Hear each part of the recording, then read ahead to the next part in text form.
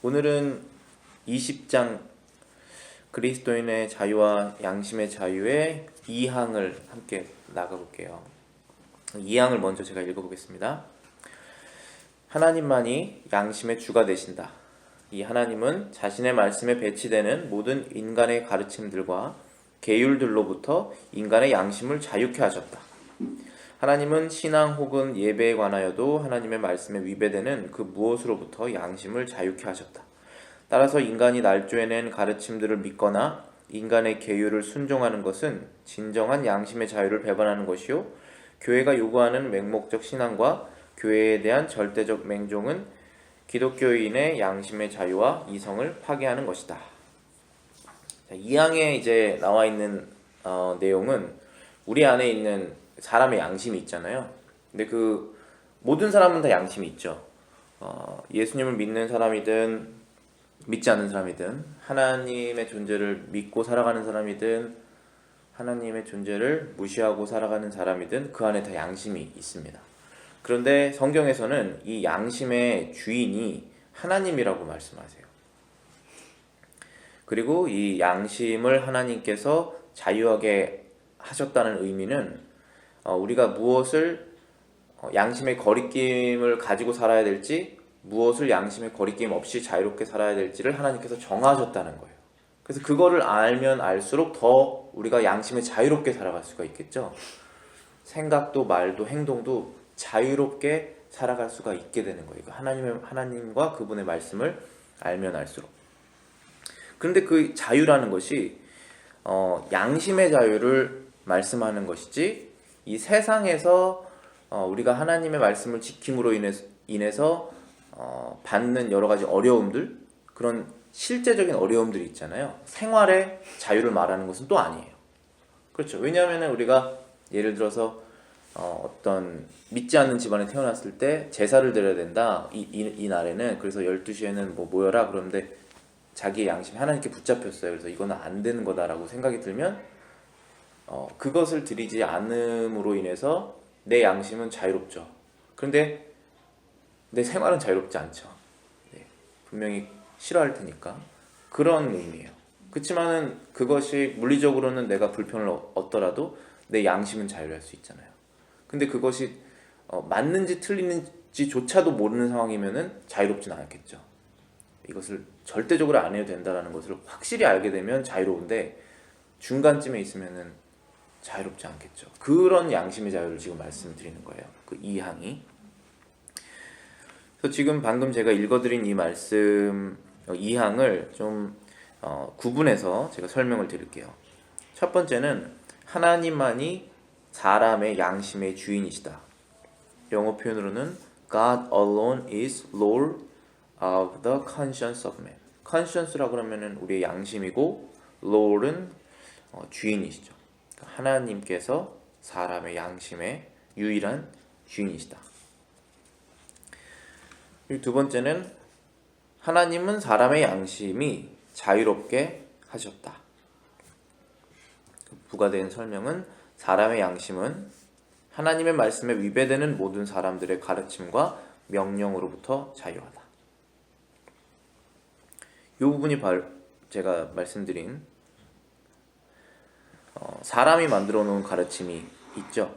가르침들이 있고, 그리고 사람의 만들어 놓은 그 명령들이 있고, 규칙들이 있을 텐데, 만약에 그 규칙이 하나님의 말씀에 위배되는 것이라고 하면 사람은 그것을 지키지 않아도 양심의 자유하다라는 거예요. 너무 많죠? 이런 사람의 가르침과 명령, 규범들은 각 나라마다 다 다를 것이고, 문화마다 다를 것이고, 시대마다 다를 것이고, 집집마다 다 다를 것이에요. 근데 그것이 만약에 하나님의 말씀과 위배되는 것이라면 그것을 지키지 않아도 그 사람의 양심은 자유하다. 죄책을 느낄 이유가 없다라는 것이죠. 그래서 지금 여기에 이 문장에서 설명한 것은 가르침과 명령, 그러니까 우리가 일상생활에서 어떠한 행동을 해야 되는지에 대한 그런 자유를 말씀해 주시는 거고, 그 다음 문장은 우리의 신앙에 관한 얘기예요. 사람의 양심은 하나님의 말씀에 위배되는 신앙 혹은 예배에 관한 모든 것으로부터 자유하다. 신앙 예배. 그러니까 우리 큰 범주로 보면은 이 신앙이라고 하는 것은 어떠한 것을 믿는 것이잖아요. 모든 사람들은 무신론자를 제외하고는 자기의 어떤 신앙이 있죠. 근데 그 신앙이 있으면은 그 신앙하는 대상을 예배를 하게 될 거예요. 근데 그 예배에 대한 규칙이 다 있을 것입니다. 근데 그러한 것들이 하나님의 말씀에 위배되기 때문에 우리는 그 문화 가운데 태어났어도 그것을 지키지 않아도 자유하다는 것이죠. 예를 들어서 인도에 대부분의 사람들이 힌두교를 믿는데 그 힌두교에 의해서 모든 문화가 형성이 되었고 그 규범이 너무나 많을 텐데 선교사님이 들어가셔서 이런 것들은 사람이 할 이유가 없는 것이다 라고 얘기를 했을 때 그거를 처음 들었을 그 사람이 그리스도 안에서 성령으로 거듭나서 자유를 얻게 되면 여러 가지 비성경적인 문화에서 속박됐던 그 문화에서 나와버릴 거 아니겠어요?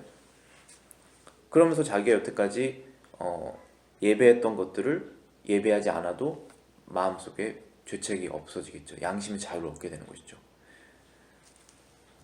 그래서 사람의 양심은 하나님의 말씀에 위배되는 신앙 혹은 예배에 관한 것으로부터 자유하다. 근데 조금 작은 범주로 들어가면은 우리가 지금 속해 있는 교회, 이 기독교, 이 기독교 안에서도 교회마다 여러 가지 다른 형태의 예배가 있을 수 있거든요.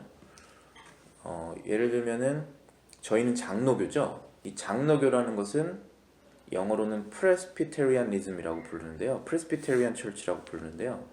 뜻은 그 말대로 장로라는 뜻이에요. Presbytery가.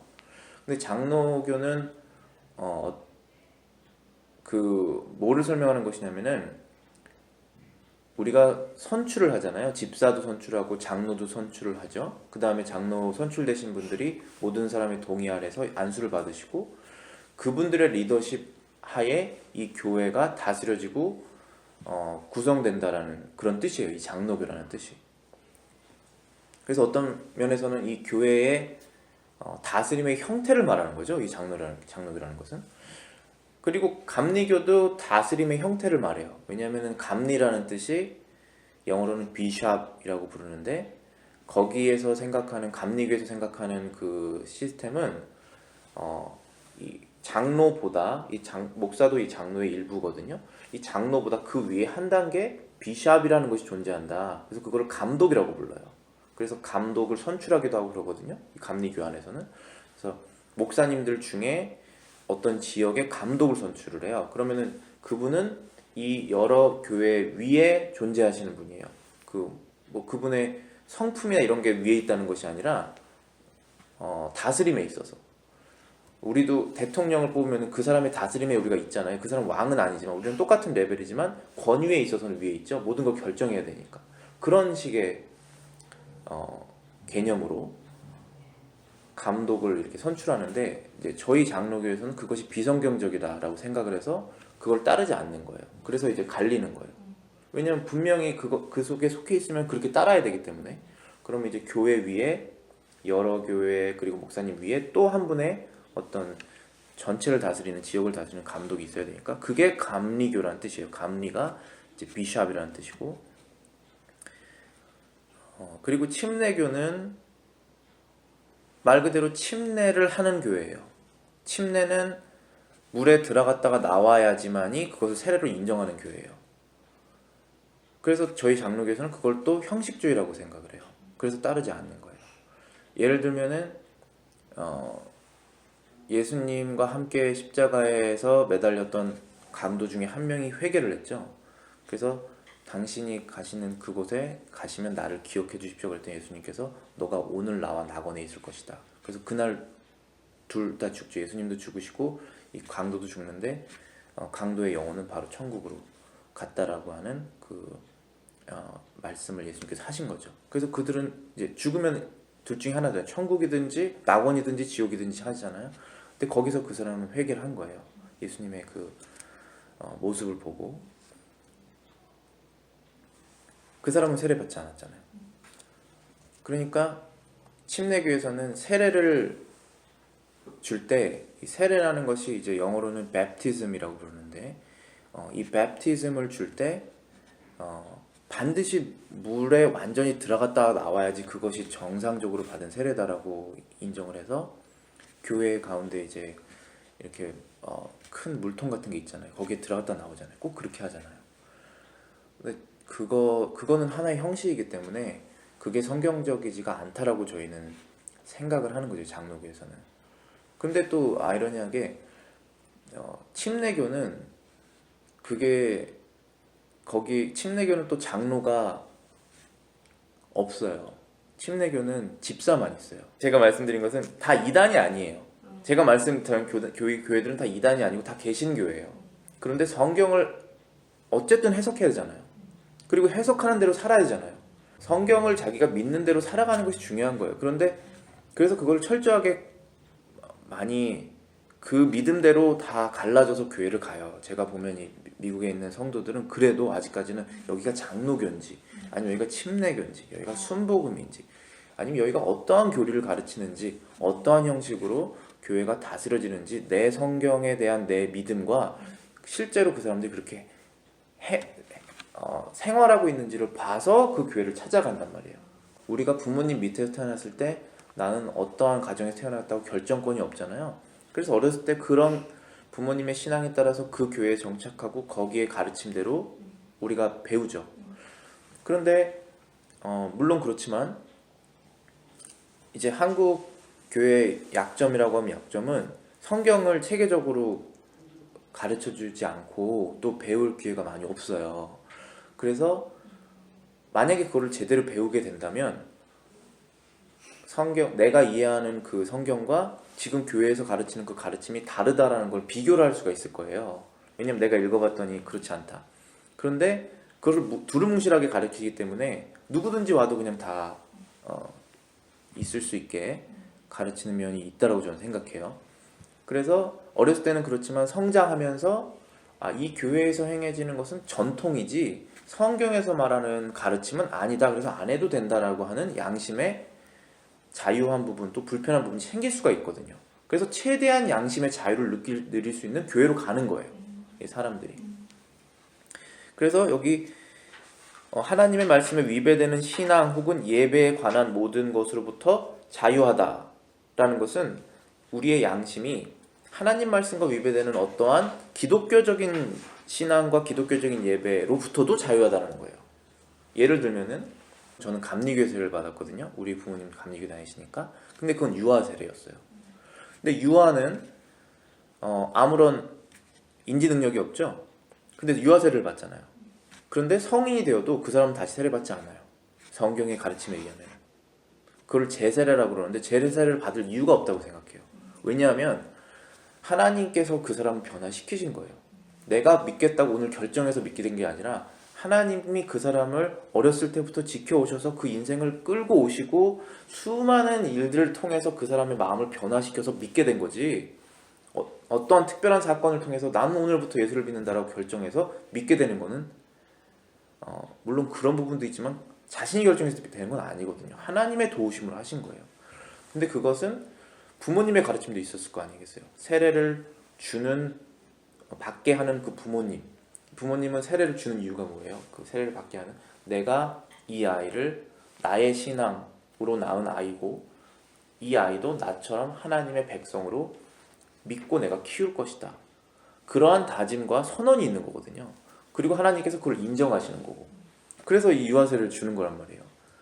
그렇기 때문에 그 사람이 만약에 성인이 되어서 뭐 18살, 20살 아니면 14살이 돼서 그가 나는 진짜 예수님을 나의 구주로 믿고 나는 천국에 예수님의 피를 통해서 간다라고 고백을 하게 되면 그것은 하나님께서 하신 거예요. 그래서 다시 세례를 받을 이유가 없어요. 왜냐하면 하나님이 이미 옛날부터 그 세례받은 그것으로 인해서 쭉 이어나오신 그분의 일이시기 때문에. 그래서 만약에 제가 지금 목사가 아니고 그냥 한 명의 장로교회 교인이라고 치면 제가 이사를 갔는데 그 교회 침례교밖에 없어요. 한인교회가. 그럼 어쩔 수 없이 그 교회를 가야겠죠. 근데 갔더니 그 교회에서는 세례 받았습니까? 받았습니다. 언제 받았습니까? 유아세를 받았습니다. 그랬더니 우리 침례교회에서는 유아세를 인정하지 않습니다.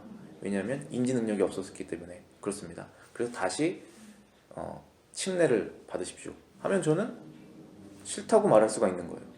왜냐하면 그것을 받는다고 해서 저에게 달라지는 것이 없거든요. 그렇기 때문에 받을 이유가 없다라는 거예요. 그러니까 하나님의 말씀에 위배된다고 저는 생각하는 거예요, 그거를. 그래서 하나님의 말씀에 위배되는 신앙은 믿음이에요. 신앙 혹은 예배에 대해서 자유하다, 안 드려도. 또 예배에 관해서 다양한 형태의 예배가 있잖아요. 특히 뭐 한 50년, 30년 사이에 굉장히 다양한 형태의 예배가 교회 안으로 들어왔어요. 한 1000몇백 년 동안 예배가 변함없이 나오고 있었는데 현대에서 막 새로운 예배들이 들어오게 됐거든요. 그것도 저는 그렇게 좋게 생각하진 않는데, 만약에 제가 간 그런 교회에서 다른 방식의 예배를 드리고 있으면 저는 그 방식으로 드리고 싶지 않다 해서 전통적인 교회의 예배 방식을 따르는 교회로 갈 수가 있는 거예요. 그건 양심의 자유인 거죠. 그런 면에서 양심의 자유가 바로 그런 면을 의미하는 거예요.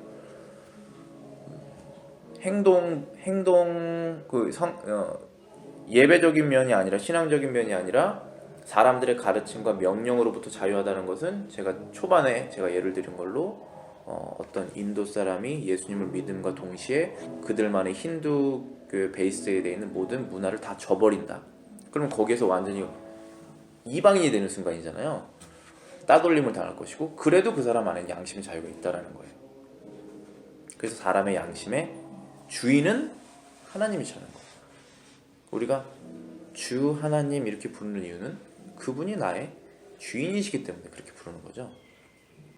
진리를 알수록 자유하다고 하셨잖아요. 예수님께서 진리가 너희를 자유케 하리라. 이 말씀이, 예수님께서 하신 말씀이 성경 하나님 말씀을 알면 알수록 더 자유롭게 행동한다는 거예요. 두려움 없이. 그렇죠. 그래서 하나님 말씀을 아는 게 중요해요. 담대하게 주님 안에서 기쁘게 충성되이 살아갈 수가 있기 때문에. 그리고 그렇게 살아가시는 것이 주변 모든 사람들에게도 결국은 다 득이 돼요. 왜냐하면 내가 만약에 하나님의 올바른 길로 가고 있다면 다른 사람들이 다 잘못됐다고 해도 결국은 그 사람도 저를 보고 따라오게 될 거 아니에요. 그러니까 득이에요. 그 사람에게도. 그러니까 확실한 걸 아는 거가 중요하다는 거죠. 성경에 대한 완전한 이해를 갖고 있는 사람은 전혀 없지만 자기가 자기의 삶을 살아야 되는 건 분명하잖아요. 그리고 어느 정도 그게 확신이 90%인지 아니면 10%인지 그 확신에 따라서 갈 거 아니겠어요? 내가 오늘 뭘 한다 아니면 안 한다. 근데 그것이 성경을 배우면서 점점점 늘어난다는 것이지, 성경을 오늘부터 완벽하게 해석해서 나는 완벽하게 하나님의 뜻에 합당한 사람으로 산다, 그런 것은 아니고, 그건 우리의 목표점이죠. 우리의 목표점은 예수님이에요. 예수님의 형상을 닮아가는 거예요. 그분은 사람으로 오셨고 예수님께서 어떻게 사셨는지 성경에 다 쓰여 있잖아요. 그리고 그분의 말씀이 성경 전체고. 그렇지만 우리가 예수님과 똑같이 될 수는 없죠. 그거는 자기의 행동으로 천국을 들어가는 사람이 그렇게 될 수는 없어요. 그렇지만 목표점은 정해져 있죠. 근데 만약에 지금 목표점이 너무 멀어서 나는 지금 목표점에 도달할 수가 없기 때문에 지금 나는 움직일 수가 없다라고 하면 그거는 말이 안 되는 거예요. 그렇죠? 계속 움직여야 되잖아요. 그 방향으로 가는 거예요, 계속. 근데 가면서도 이게 맞나? 틀리나? 그럴 수 있지만 자기가 그 순간마다 성령에 의존해서 성경 말씀을 배우면서 가는 거예요. 때로는 뒤를 돌아보고 너무 부끄러울 수도 있겠죠. 그렇지 않기를 바라겠지만, 그래서 좋은 교사가 있는 교회를 다니는 게 참 축복이에요.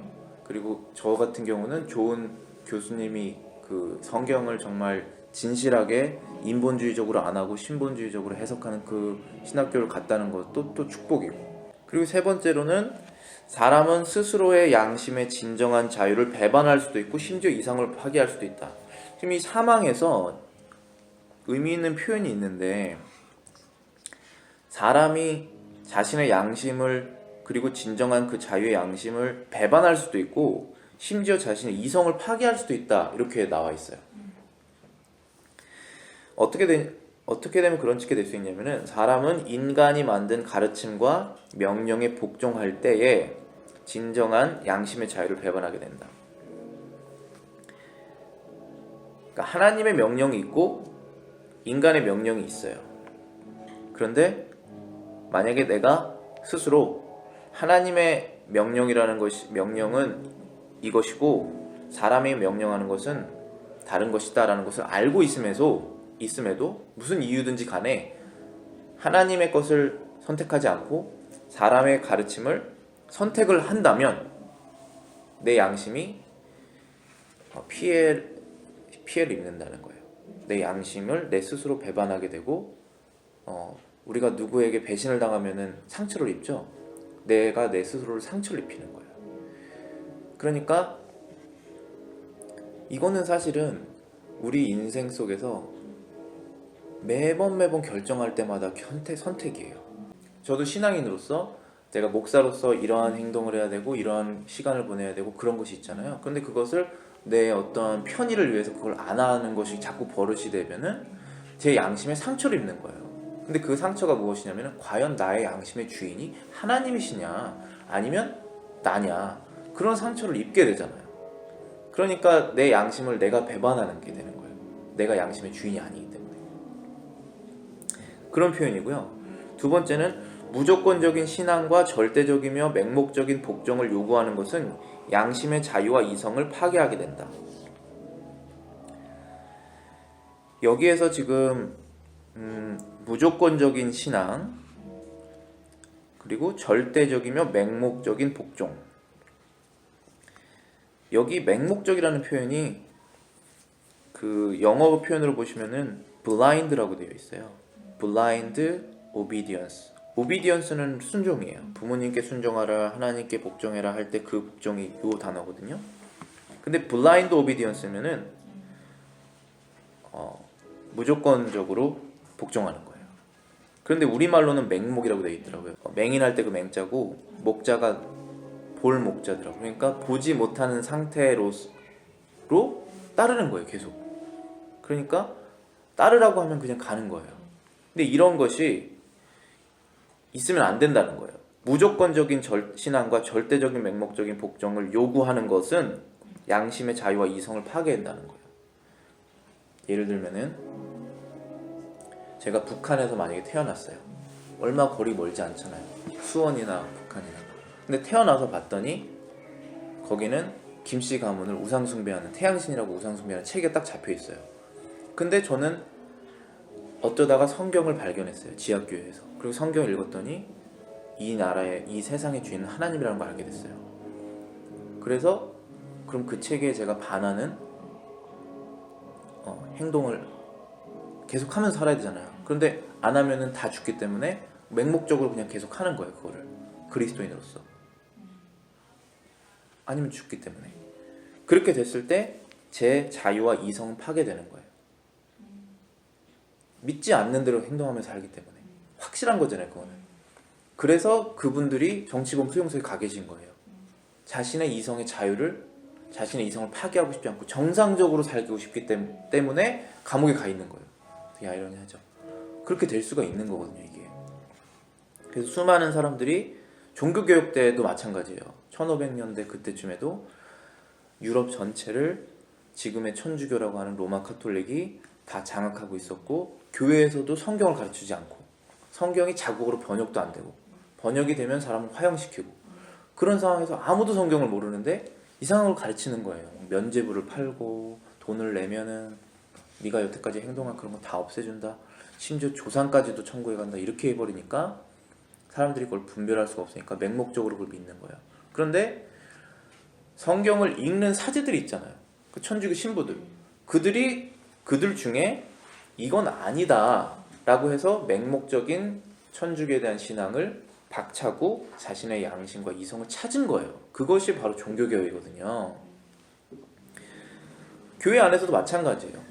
만약에 우리가 속해 있는 이 교회가 비성경적인 것을 강요를 했을 때 이것은 성경적이지가 않다라고 그걸 브링업을 해서 의견을 표출을 해서 그것을 상고하고 그리고 장로회에서 회의를 하고 그것을 고쳐나가야 되는 것이 필요하거든요. 근데 무조건적으로 가게 되면은 내 신앙인으로서의 양심의 자유가 파괴된다는 거예요. 이성이 파괴될 수가 있다는 거예요. 그래서 그것이 분명히 필요해요. 그래서 우리가 개혁주의교라고 그러는데 이 개혁이라는 게 말 그대로 개혁이에요. 잘못된 것을 고치고 올바른 쪽으로 계속적으로 개혁하는 거예요. 어제보단 오늘 더 우리가 예수님의 말씀을 더 잘 이해하고 어제보단 오늘 더 우리가 교회가 더 하나님이 원하시는 방향대로 더 다스려지기를 원하고 그것이 개혁하는 거거든요. 그래서 개혁주의 신앙이라고 부르는 거예요. 그래서 이러한 교회에서는 절대적인 무조건적인 신앙과 맹목적인 복종은 없어요. 다 이해되고 순종되는 범위 안에서 다 하는 거예요. 근데 이런 건 있어요. 예를 들어서 신앙이 어리신 분들도 있고 우리 어린아이들도 있고 그러면은 말씀하신 대로 내가 이 성경을 전체적으로 완전하게 이해를 못하니까 우리 교회 리더십의 말씀에 순종해서 우리 교회에 충성해야겠다. 그거는 좋은 충성이에요. 제 생각엔 그래요. 왜냐하면 신앙이 성장할 때까지 우리가 올바른 교회라면 거길 따르는 것이 내가 같이 성장하는 길이잖아요. 근데 같은 성장점에 올라왔어요. 그런데 봤더니 다르게 하고 있다. 그러면은 그런 의견을 제시할 수 있겠죠. 근데 그 사람의 신앙과 생활과 성경에 대한 그런 지식이 많이 성장한 상태에서 그런 것들을 이제 만들어내야겠죠. 교회가 계속적으로 올바른 방향으로 개혁해 나가는 것은 필요하다는 거예요. 자기 양심에 어긋나지 않게. 그래서 지금 세 문장으로 방금 읽은 그 2항을 정리해 보면은 요 내용이에요. 성경에 반대되는 것은 일체 진리일 수 없다. 이 세상에 진리라는 것이 있다면 그것은 성경에 들어있는 거예요. 그리고 성경에 반대되는 것이 진리로 통용된다고 하더라도 그것은 진리가 아니에요. 성경에 반대되는 것은 진리일 수 없다. 그리고 두 번째는 성경에 계시되었거나 명령된 것 이외의 것은 양심의 의무를 지울 수 없다. 우리가 어떤 문화 가운데 태어났어도 그것이 성경에서 말하고 있는 것이 아니라면 우리 마음속에 짐을 지울 수가 없다라는 거예요. 짐이 지어 있지만 그것을 점점 퇴피해 나가는 거예요. 더 자유로운 사람이 될 수 있도록. 그 미국 스타일이 다 좋은 건 아니지만 서양에서 종교개혁이 시작됐고 그러면서 그들이 사회 전체가 성경적인 법들을 만들어내기 시작했잖아요. 예를 들면 왕들을 없애고 헌법을 모든 사람 위에다 두고 그런 것들 다 성경에서 나온 거예요. 그러면서 도덕적인 것, 양심적인 것 그런 것들이 체계가 잡혀졌기 때문에 우리가 한국에서 동양에서 늘 해왔던 것들이 여기에서는 안 해도 되는 것이 많이 있거든요. 그러면은 그걸 내가 왜 하고 살았지? 이렇게 생각을 하면서 그것을 받아들일 수 있죠. 근데 그것은 서양 스타일이라서 받아들이는 게 아니에요. 그것은 성경적이라서 받아들이는 거예요. 그런 거가 참 많아요. 근데 그 분별을 또 잘 해야 돼요. 왜냐하면 얘네들이 또 이상해졌기 때문에 서양 스타일이 지금은 또 굉장히 더 세속적인 건 너무 많거든요. 그래서 그걸 잘 구분해서 좋은 것만 이제 하나님의 방식만 이렇게 받아들이게 되는 거죠. 우리가 외국에 살면서 서양에 살면서 좀 그런 걸 더 많이 볼 수 있는 기회는 있어요. 확실히 이 한국에서 살았을 때보다는 다른 것이 막 보이니까. 그래서 그게 뭐가 맞는지를 결정을 하는데 도움이 많이 되죠.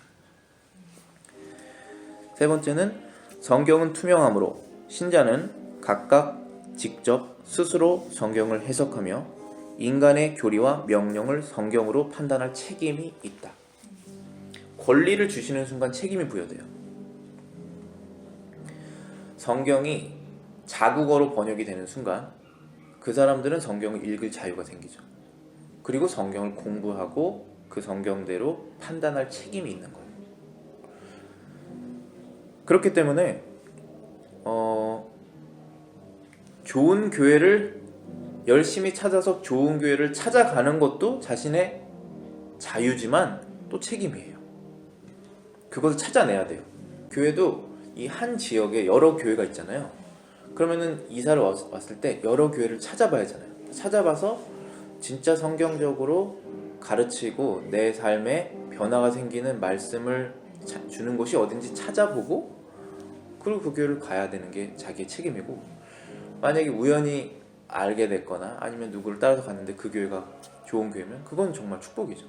그래서 성경은 항상 우리에게 자유와 책임을 주시고 구원과 심판을 동시에 주시는 거예요.